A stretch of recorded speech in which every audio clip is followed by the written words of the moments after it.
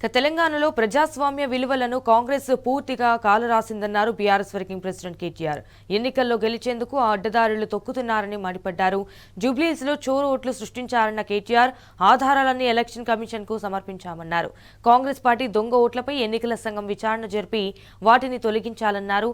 కాంగ్రెస్ ఎన్ని అడ్డదారులు తొక్కినా గెలుపు బీఆర్ఎస్ పార్టీదేనని స్పష్టం చేశారు. వర్గంలో వెలుగు చూసిన దొంగ ఓట్ల వ్యవహారంలో కాంగ్రెస్ పార్టీని అసలు దొంగ అని బీఆర్ఎస్ వర్కింగ్ ప్రెసిడెంట్ కేటీఆర్ ఆరోపించారు.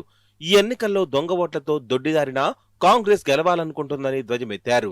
నియోజకవర్గంలో దొంగ ఓట్ల నమోదుపై ఆయన తెలంగాణ భవన్లో పవర్ పాయింట్ ప్రజెంటేషన్ ఇచ్చారు. దొంగ ఓట్లపై ఎన్నికల కమిషన్ కు ఆధారాలిచ్చి చర్యలు తీసుకోమని కోరితే 24 గంటలైనా ఇప్పటి వరకు స్పందన లేదని ఆగ్రహం వ్యక్తం చేశారు. విచారణ కోరినా ఇప్పటి వరకు ఉలుకు పలుకు లేదని మండిపడ్డారు. అధికారులతో కుమ్మక్కై అరాచకాలకు తెరలేపిన వారిని శిక్షించాలని కోరినా ఈసీ నుంచి సమాధానం రాలేదని పేర్కొన్నారు.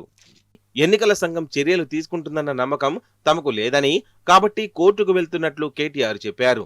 దొంగ ఓట్లకు సంబంధించి స్పష్టమైన ఆధారాలున్నాయని వాటిని ప్రజల ముందు, మీడియా ముందు పెడుతున్నట్టు తెలిపారు. ఇది చాలా తీవ్రమైన అంశమని, దారుణమైన నేరమని అన్నారు. ఎన్నికల విశ్వసనీయతను బీహార్లో రాహుల్ గాంధీ ప్రశ్నించినట్లే తెలంగాణలో తాము కూడా ప్రశ్నిస్తున్నట్లు వివరించారు.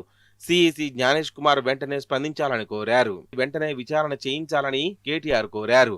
ఈ నెల 21, 22 వరకు సమయం ఉందని, అవసరమైతే ఎన్నికలను 10 రోజుల తర్వాత నిర్వహించాలని ఎన్నికల కమిషన్ కు కేటీఆర్ సూచించారు. నిష్పక్షపాతంగా ఎన్నికలు నిర్వహించాలని కోరారు. అవసరమైతే అధికారులను సస్పెండ్ చేయడమో, ట్రాన్స్ఫర్ చేయడమో చేయాలని, ఇదే తమ డిమాండ్ అని పేర్కొన్నారు. కొత్తగా నమోదైన 23,000 ఓట్లలో కొన్ని నిజమైనవే ఉన్నప్పటికీ ఎక్కువ శాతం ఫేక్ ఓట్లే ఉన్నట్లు చెప్పారు. కాంగ్రెస్ వాళ్లే బూత్ లెవెల్ అధికారులతో కలిసి పనిచేశారని అనిపిస్తోందని అనుమానం వ్యక్తం చేశారు.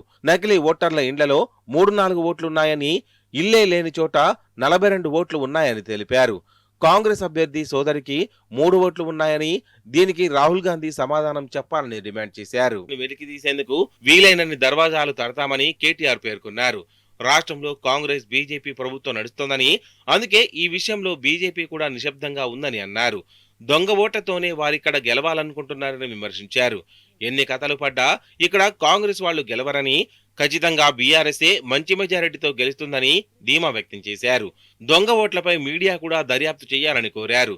బీఆర్ఎస్ కార్యకర్తలు కొన్ని ఇండ్లకు తిరిగి కొన్ని గంటల్లోనే ఈ దొంగ ఓట్ల బాగోతాన్ని వెలికి తీశారని, మరి అధికారులకు ఆ మాత్రం సమయం కూడా లేదా అని ప్రశ్నించారు. దొంగ ఓట్లపై నిష్పక్షపాతంగా విచారణ జరిపి వాటిని డిలీట్ చేయడంతో పాటు అందుకు కారకులైన వారిపై చర్యలు తీసుకోవాలని కేటీఆర్ డిమాండ్ చేశారు.